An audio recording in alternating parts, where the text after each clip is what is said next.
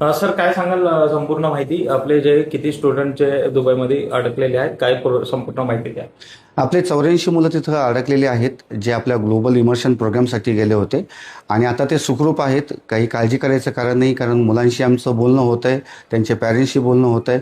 इथं जे आमचे फॅकल्टी मेंबर्स आहेत त्यांच्याबरोबर त्यांच्याशी आमचं बोलणं चालू आहे. सर्वजण संपर्कामध्ये आहेत. किती जे आहे मेल फिमेल स्टुडंट्स आहे आणि कशा प्रकारचे अधिकारी कॉन्टॅक्ट जे आहे चालू. आता 42 बॉईज आणि 42 गर्ल्स आहेत आणि त्यांच्याशी वारंवार आमचं बोलणं चालू आहे, संभाषण आहे.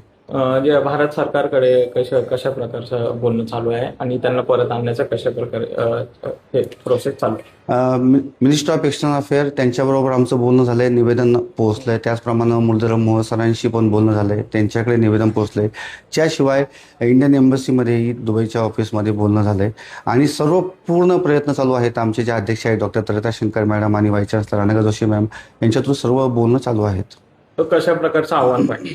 आव्हान हेच राहील, विनंती राहील सर्व विद्यार्थ्यांना आणि पालकांना की कृपया तुम्ही पॅनिक होऊ नका, कारण आम्ही त्यांच्या संपर्कामध्ये आहोत. मुलं सुखरूप आहेत आणि पूर्ण आम्ही प्रयत्न करतोय की आपली मुलं सुखरूपपणे भारतात लवकरात लवकर परत यावीत.